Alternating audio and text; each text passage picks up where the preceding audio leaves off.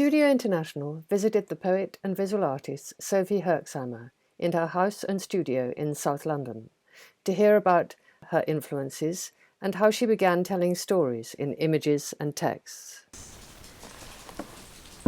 I guess I grew up in a kitchen, like most of us, if we're lucky, and there were stories all around me, and my whole family are quite, well, I think my mum is really the one who set up the idea that the interesting thing is what people are doing, what people are saying, who are people, what are we like.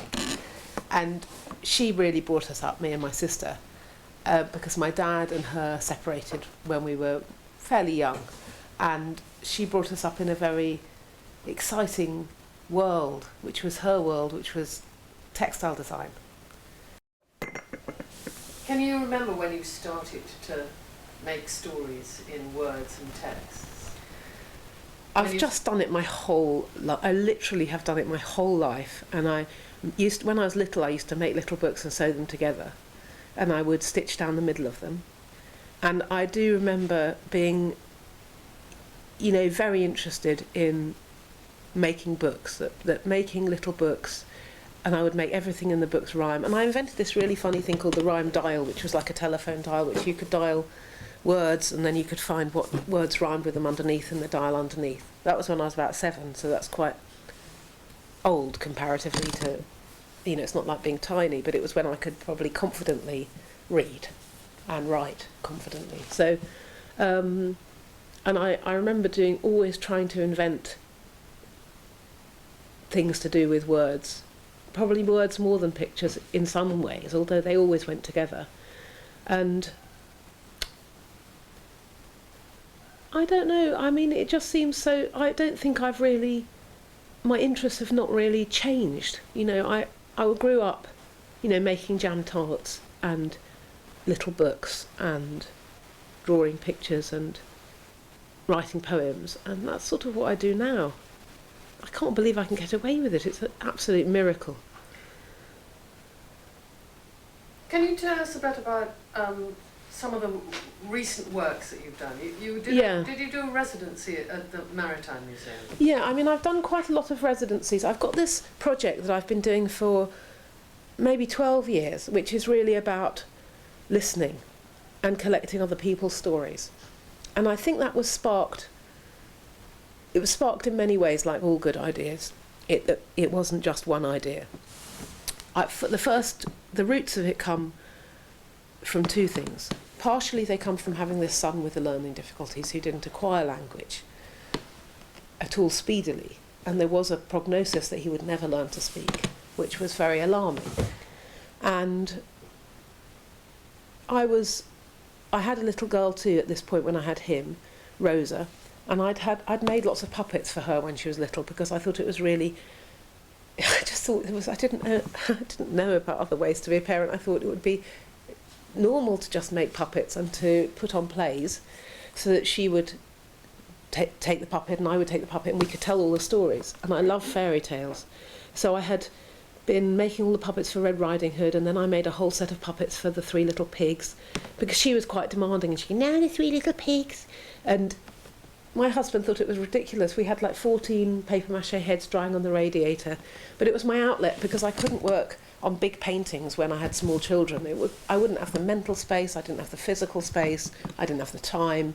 So making jewellery, making puppets, making small things became my absolute drive. Anyway, when I'd been making these puppets for some time, we had many shows, we had a lot of fun. And then when my little boy was born and had this problem with language and couldn't seem to speak or utter anything, sometimes he said one word. We turned everything in the house off, all the radios and televisions, and we just waited in case somebody would say something, like him, for example. And then one day I was playing and I put the Granny from Red Riding Hood puppet up behind the sofa. And I went, hello. And he went, hello, darling.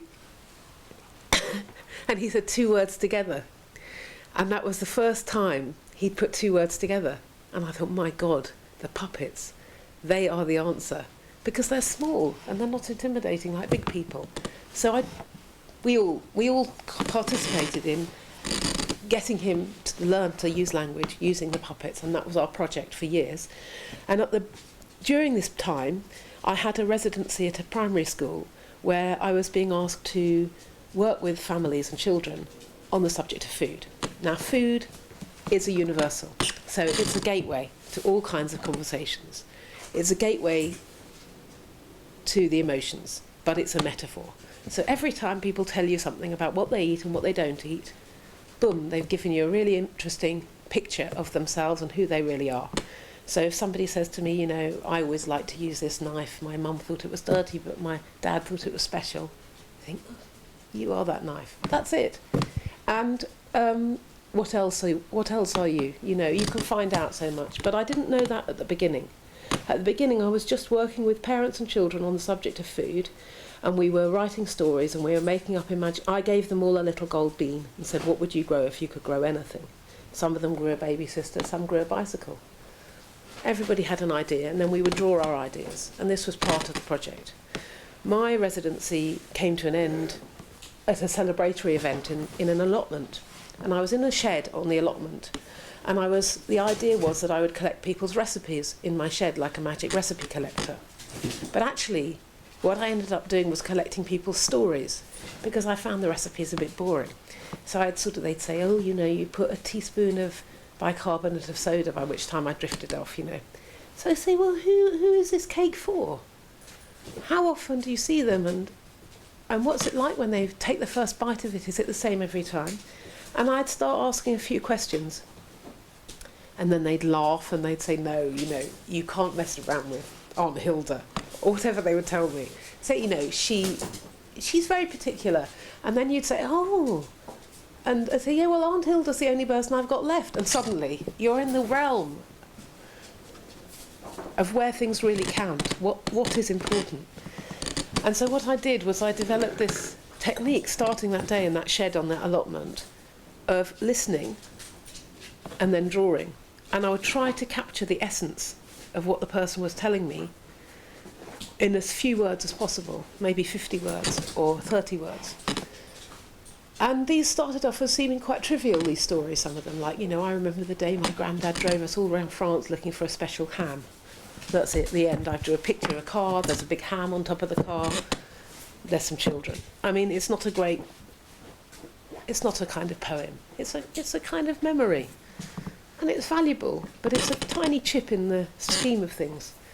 And then as I've been doing it over the last 12 years, I've developed it actually, so that I can now withstand and get to quite core stories, sometimes by asking about food, sometimes by asking about home, but I don't have to say much, because I've developed a kind of, and what would you call it? It is a bit of a spell. It's a psychic charge, in that when I sit in front of somebody with my paper and my ink and my brush, and I give them my full attention, they tell me something, and I don't necessarily have to ask them. They just tell me something, and actually I don't care what they tell me. I don't care how big or small it is. I don't care whether it's urgent or not. Sometimes people will queue up and get to me, and then in the end they just tell me they like chips. And I'm happy with that, because there's lots of room for a drawing with that, and there's lots of room for a think about why chips are so great.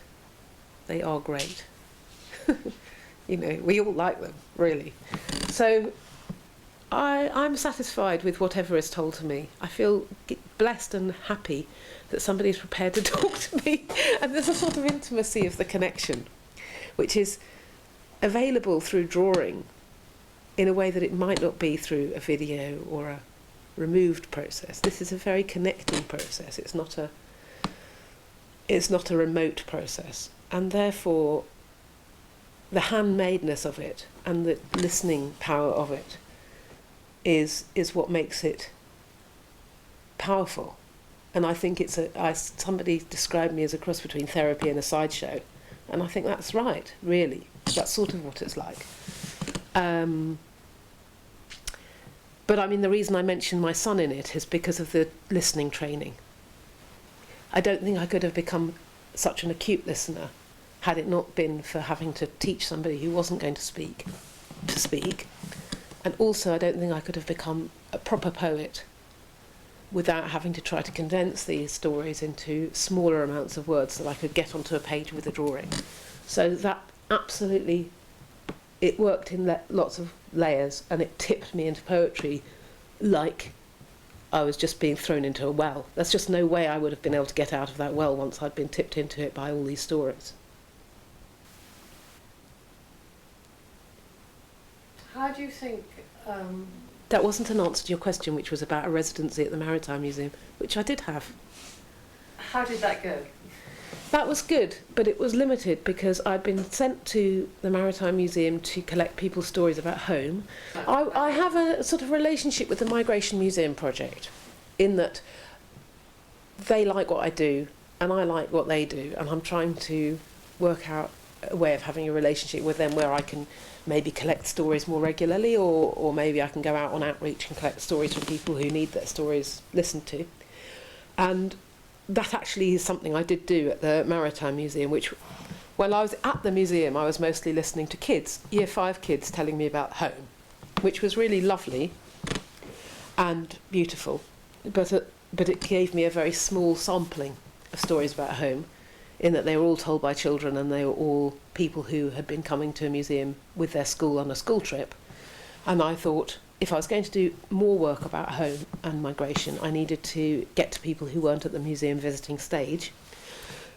So I emailed a really amazing person called Celia Sands, who works and runs at the South London Refugee Association.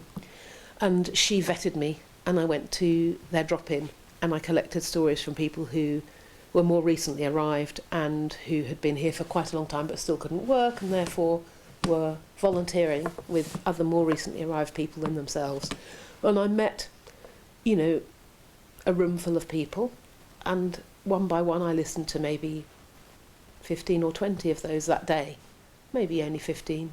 It's hard to know how many, I'd have to count, but I collected stories from people who we don't hear from much, and I found myself reflecting on those journeys and those metaphors, because obviously people are still giving you metaphors.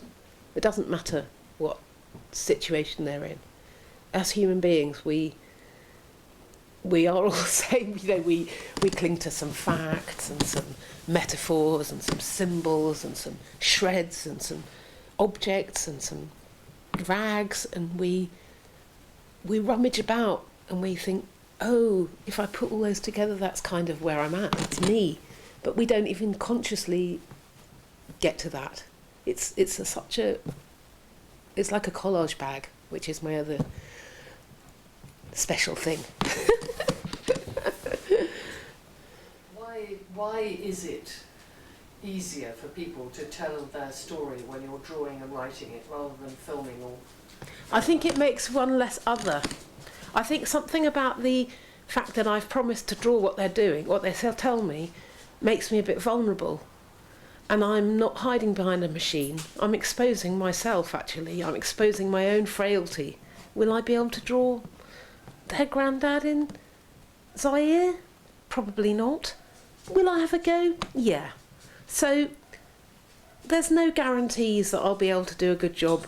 And they know that I'm sort of rather vulnerable sitting there with my brush. Just a funny woman sitting here with a brush and some ink.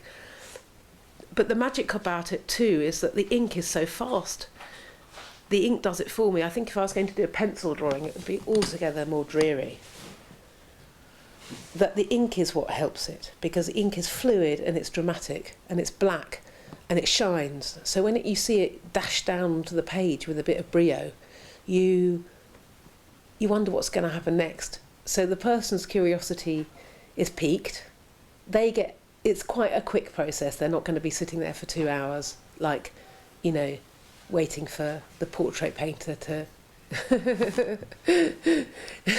We should give Maurice another distraction. Yeah, so it's a very speedy process, which I think really helps because people haven't got all day, but they're curious. So the sideshow aspect is that the ink is a curious The ink and the drawer is a curiosity. And then it's just extremely immediate. There's a sort of immediacy about the connection, the listening, the drawing. It all happens at once. And I honestly think that, you know, videos or photographs, it doesn't all happen at once. It's a machine between you and the narrator. And it's also a symbol of the West. I mean, this is a very technical, it's a developed object, the camera. It's a part of what's modern. Whereas drawing is something that's always been done in ancient times and nowadays too. And therefore it's a very much more, it's less tricksy, it's less us and them-ish, it's less discordant, it offers a bridge and not a barrier.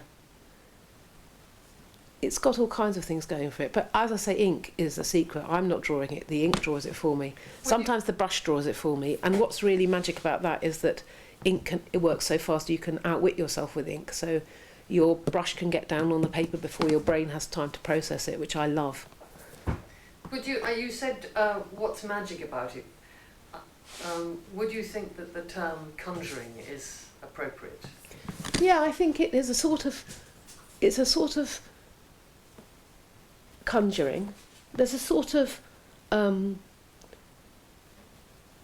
been thinking about this with my poems as well, because people will sometimes say, where do things come from? Where do ideas come from? Where do poems come from? Where do drawings come from? And, you know, the imagination is too bland an answer. But actually, the unconscious is also possibly too bland an answer. But there's a sort of set of tripwires almost, there's a tracking that goes through all if you train your unconscious for enough years, it will come in and do some of the gestures and the things that your brain is just never going to get to. It's never going to get to. So I feel that I'm often and I'm wary of all the language around magic. You know, I'm wary of conjuring, I'm wary of trance, I'm wary of psychic. Why are you? Because people belittle those things and they are seen to be a sort of wafty idea, I think. You know, in our society which prizes the rational.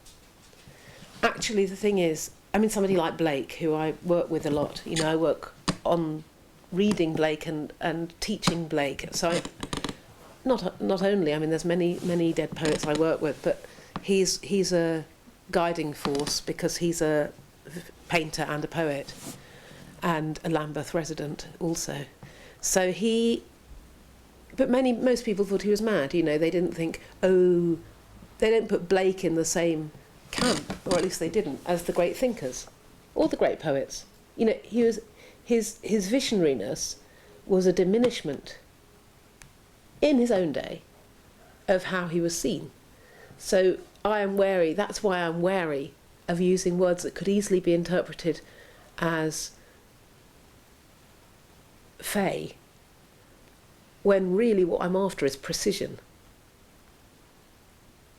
I'm after precision in poetry, I'm after precision in my accuracy of rendering a story. I'm after exactly what it was I heard. I'm after exactly the voice that said this to me. And it's a great delight and struggle. But I am often in a trance-like state to admit the truth, you know. And when I'm collecting stories from people, I'm in a particular state, and I inhabit that state, and then I come out later.